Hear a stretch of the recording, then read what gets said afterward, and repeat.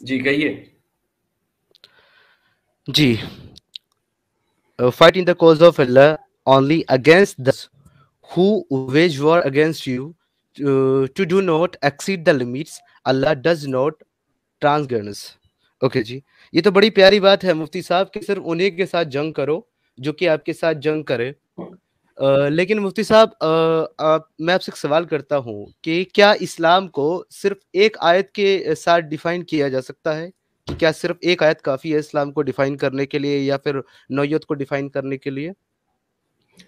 دیکھیں قرآن کی آیتیں آپس میں ملی ہوئی ہیں اور موضوع سے متعلق یعنی جو ہمارا جو دعویٰ ہے وہ یہی ہے کہ اسلام کسی پر انہی لوگوں کے ساتھ لڑنے کا کہتا ہے کہ جو آپ کے خلاف لڑتے ہیں اور آپ کو آپ کے گھروں سے نکالتے ہیں. اس پر اور بھی آیتیں ہیں، سورہ ممتحنہ کی آیت نمبر 8 اور 9 ہے، اسی طرح بقرہ کی آیت ہے. تو سب کو ملا کر ہی ہم دیکھیں گے موضوع کو. اچھا مفتی صاحب ٹھیک ہے، میں آپ کی بات سمجھ گیا. آپ یہ کہہ رہے ہیں کہ صرف اسلام انہی سے لڑنے کے لیے حکم دیتا ہے کہ جو اسلام کے خلاف جو ہے جنگ کرتے ہیں اور اس طرح کی بات کرتے ہیں. میں سر کوٹ کرنا چاہوں گا بنو قریظہ کو. کیا بنو قریظہ نے اسلام کے خلاف جنگ کی تھی یا جنگ میں کسی کا ساتھ دیا تھا؟ تو تک اس کے بعد محمد صاحب نے اپنے کمپینین نے اپنے صحابہ کے ساتھ ان پر حملہ کیا. اور کیا کعب بن اشرف جو کہ بنو نذیر قبیلے کا سردار تھا، کیا اس نے کوئی جنگ یا کوئی حملہ کیا تھا صحابہ کرام یا پھر اسلام کے خلاف کوئی جنگ کی تھی جو اس کو جھوٹی طریقے سے بہلا کر کے اور دھوکہ دے کر کے اس کا قتل کیا گیا؟ جی دیکھیں سورہ احزاب کے اندر یہ واقعہ موجود ہے. بنو قریظہ نے بالکل دوسرے قبائل کے ساتھ مل کر قریش مکہ کے ساتھ ان کے ساتھ پروگرام بنا کے اور خندق کے اندر وہ معاہدہ شکنی کی تھی بنو نذیر نے، بنو قریظہ نے. تو اسی لیے ان کے ساتھ جو ہے وہ ان کے کچھ افراد کو اس کی سزا دی گئی اور وہ قرآن کے نزدیک 9 افراد بنتے ہیں. 9 افراد ان میں سے جو ان کے سرکردہ لوگ تھے، لیڈرز، ان کو سزا دی گئی ہے. جی بہترین بہترین.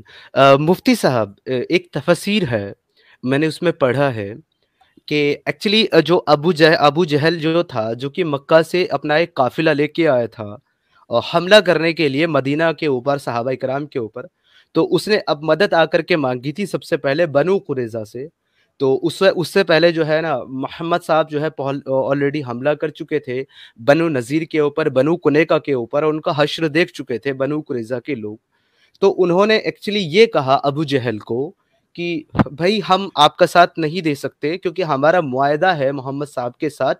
تو اس کے بعد جو ہے اس نے لکھا تھا اپنی کتاب میں ابو جہل نے، اور تفسیر ابن اشاق کے اندر بھی یہ موجود ہے کہ اس نے کہا کہ میں واپسی کا ارادہ رکھتا ہوں اور میں اپنی فوج کو لے کر کے واپس مکہ جا رہا ہوں کیونکہ بنو قریظہ کے لوگوں نے میرا ساتھ نہیں دیا.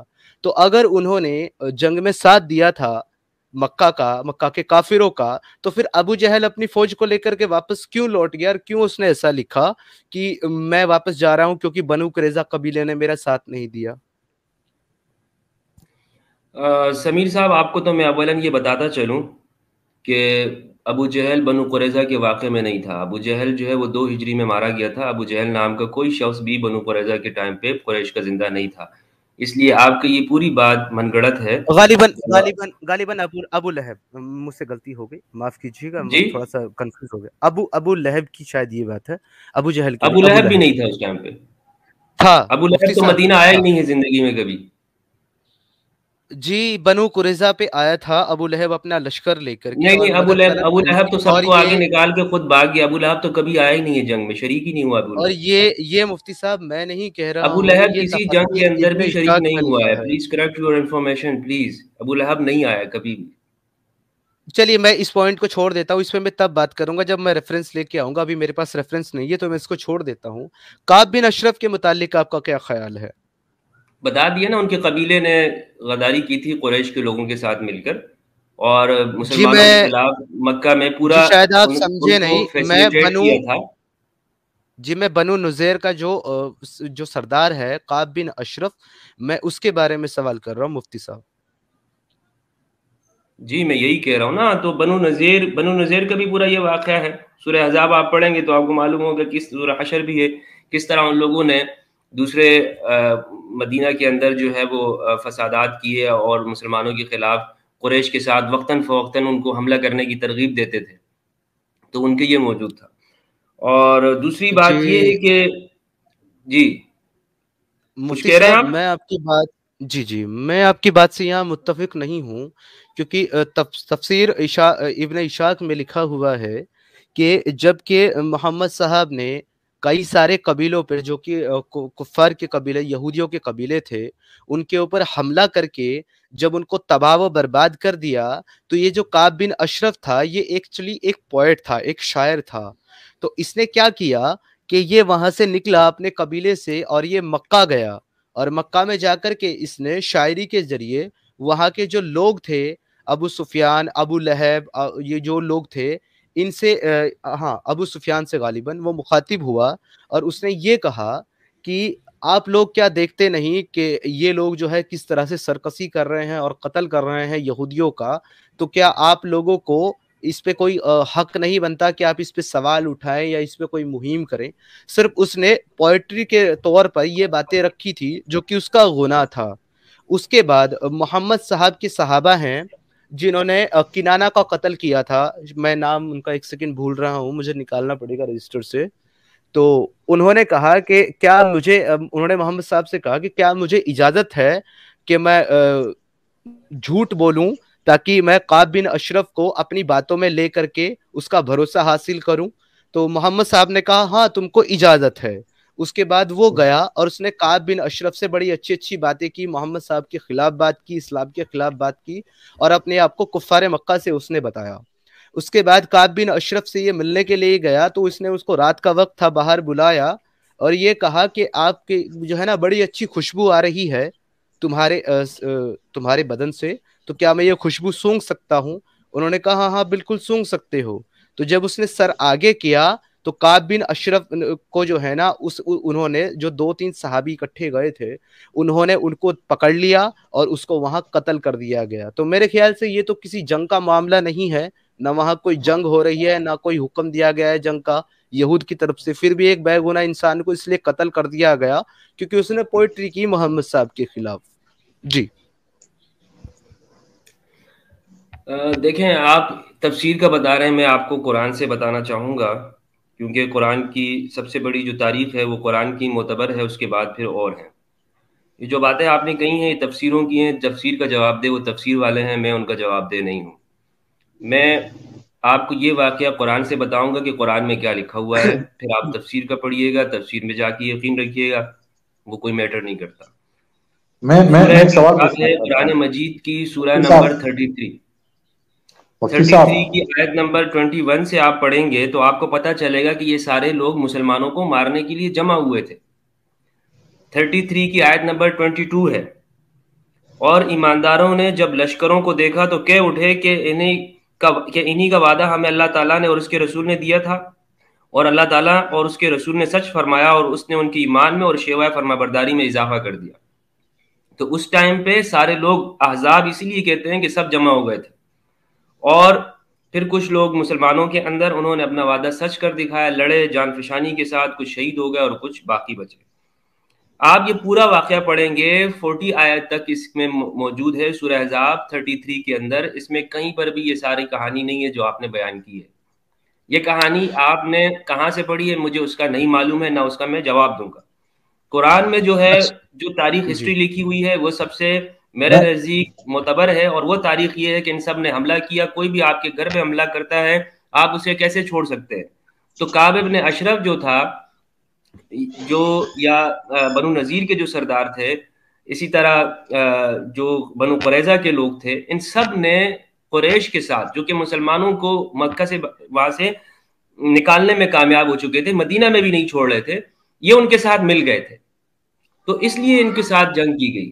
باقی آپ نے کہا کہ اشعار پڑھے، شعر پڑھے وغیرہ پڑھے، میں آئی ڈونٹ نو، مجھے اس کا نہیں پتا۔ میں جواب دینا چاہتا ہوں، میں ایک سوال پوچھنا چاہتا ہوں معذرت کے ساتھ اگر آپ نہیں اجازت نہیں دیں۔ فاروق رضا جی، میں مفتی میں صاحب آپ سے سے میں آپ سے بات آپ نہیں بے شک کرنا نہیں چاہتا، بات جو ہے آپ میں بے صرف شک مفتی جواب نہیں صاحب سے ہی دیجیے، بات کرنے آیا ہوں۔ آپ بے شک جواب نہیں دیجیے، آپ بے شک جی جواب نہیں دیجیے۔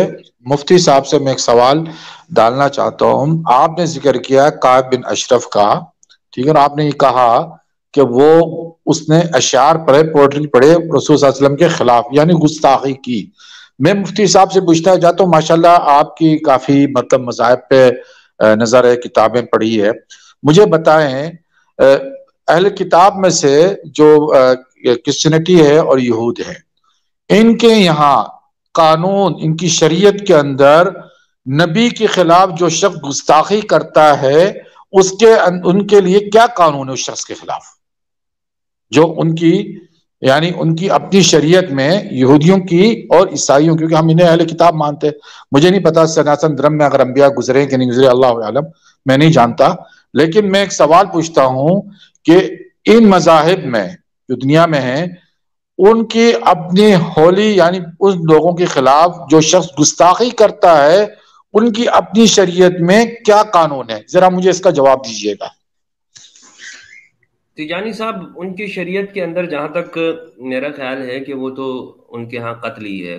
سورہ بقرہ کے اندر ان کے جنہوں نے بچڑے کی پوجا کی، تو اس سے معلوم یہ ہوتا ہے کہ ان کی شریعت کے اندر فقتلوا انفسکم، جی بے شک ان کی شریعت میں بھی، یعنی یہ بات میں نے اپنی طرف سے نہیں کی، مجھے پتا تھا لیکن میں سوال رکھا کیونکہ یہ صاحب جو ہے جس طریقے سے آ رہے ہیں نا اسلام پہ تھوڑا سا حملہ آور کرنے کے لیے، تو ان کو جواب یہی ملنا چاہیے کہ حضور صلی اللہ علیہ وسلم سچے نبی تھے، اور ان کی نبوت کی دلیل یہی ہے کہ جو پچھلی نبوت کی شریعتوں میں جو تھی کہ نبیوں کے گستاخ ہوتے ہیں ان کو قتل کر دیا جاتا ہے، یہاں پہ بھی یہی دلیل ہے.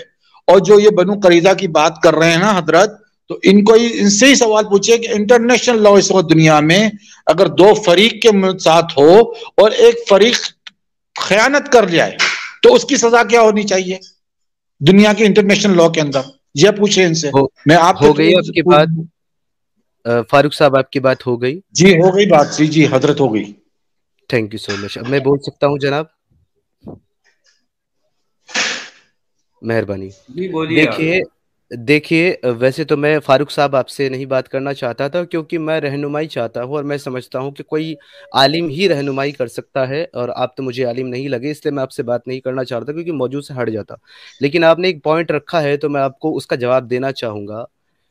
اہل کتاب کی شریعت میں کیا لکھا ہوا ہے میرا اس سے کوئی لینا دینا نہیں ہے، کیونکہ نہ تو میں کوئی جیوس ہوں نہ میں کوئی کرسچن ہوں، تو وہاں سے دلیل دینا میں نہیں سمجھتا کہ وہ قابل ایکسیپٹیبل ہے یا قابل قبول ہے، کیونکہ وہ میری شریعت نہیں ہے، نہ میں اس کو سپورٹ کرتا ہوں.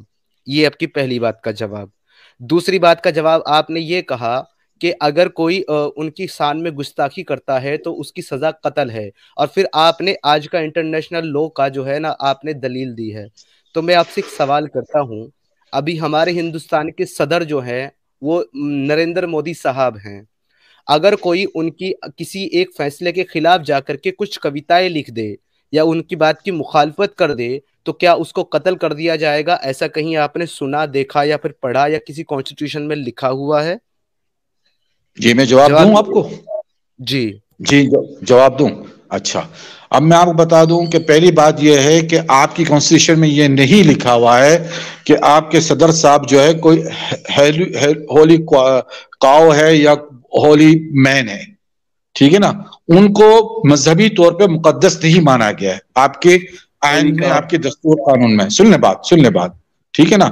لیکن برطانیہ میں ایسا قانون ہے کہ بھائی اگر آپ ملکہ کے خلاف بات کریں گے تو آپ کو کوئی نہ کوئی تعزیری سزا ضرور ہوگی. کوئی پینل کوڈ ہے کہ جس میں آپ کو سزا ہو سکتی ہے. میں نے پوچھا دنیا میں ایسے قتل کیا جائے گا. سنیں میری بات، اب میری بات سن لیں نا. رجا صاحب آپ اپنی بات رکھ لینا، میں ایک پوائنٹ صرف میں آپ کے پوائنٹ پہ آ رہا ہوں نا، میں آپ کے پوائنٹ پہ آ رہا ہوں، آپ کے پوائنٹ پہ آ رہا ہوں، آپ کے پوائنٹ پہ آ رہا ہوں نا میرے بھائی، آپ کے پوائنٹ پہ آ رہا ہوں میں. آپ کے پوائنٹ حوصلہ تو رکھے. پوائنٹ رکھ رہا ہوں میں، اس کے بعد خاموش چھوٹے دیکھیں بات سنیں، سوال چھوٹا ہوتا ہے لیکن جواب کے لیے کے بارے میں میں نے بات نہیں کیا. میری بات سنیں، سوال چھوٹا ہوتا ہے بھائی جان، سوال چھوٹا ہمیشہ سوال چھوٹا ہوتا ہے، لیکن جواب جو ہے تھوڑا تفصیل میں دینا پڑتا ہے تاکہ بات سمجھ میں آئے. کسی بھی یعنی یہ نہیں ہوتا کہ سوال آپ نے کیا اس کا مطلب اس کے پیچھے جواب صرف ہاں یا نہ ہونا، ایسا تو نہیں ہوتا ہے نا. جناب آپ جواب دیجئے، لیکن قتل پہ جواب دیجئے، سزا پہ نہیں. میں نے قتل پہ سوال کیا، سزا پہ. میں آپ کو جواب دے رہا ہوں نا، وہیں پہ آ رہا تھا نا، آپ بیچ میں آپ نے مجھے روک دیا. اب میں آپ کو یہ مثال کے طور پہ دے رہا ہوں کہ دنیا میں ایسے قوانین ہیں کہ جہاں پہ آپ کی جذبات کو مجروح شخص کرے کسی بھی معنوں میں، تو اس کے خلاف جو ہے کوئی یعنی سزا کے طور پہ اس سے جیل بھی ہو سکتی ہے، اس سے فائن بھی ہو سکتی ہے. یہ قوانین دنیا میں ہے. اب آ جاتے ہیں مذہبی قانون کی طرف. تو مذہبی قانون کو وہی مانیں گے جو مذہب کے تابع دار ہیں. ٹھیک ہے نا؟ آپ مذہب کے تابع دار نہیں، تو اس نے کہا میں نے فور ایگزامپل دیا کہ یہ صرف اسلام کا قانون نہیں ہے، کہ اسلام کے قانون میں گستاخ رسول کو قتل کر دینا صرف اسلام کا قانون نہیں ہے.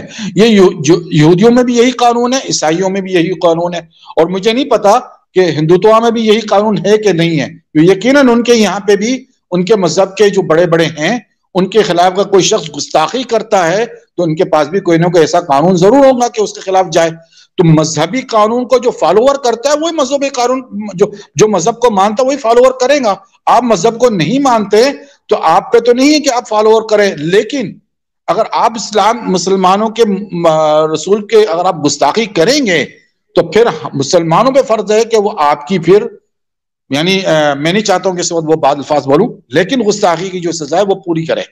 اگر قانون ہندوستان کا قانون آپ کو سزا نہیں دے گا تو مسلمانوں پہ واجب ہو جائے گا کہ وہ پھر آپ سے اپنے رسول کا بدلہ لے. لیکن یہ شرعی قانون ہے، میں بتا رہا ہوں.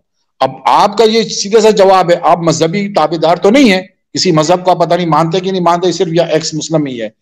تو میں صرف اتنا کہنا چاہ رہا ہوں کیونکہ آپ نہیں مانتے تو آپ کہہ رہے ہیں کہ میں نے آپ کو جواب دیا کہ عیسائیت میں بھی یہودیت میں بھی دونوں جگہ یہ قانون ہے، تو پھر یہ اسلام میں تو نہیں قانون ہوا نا صرف ایک.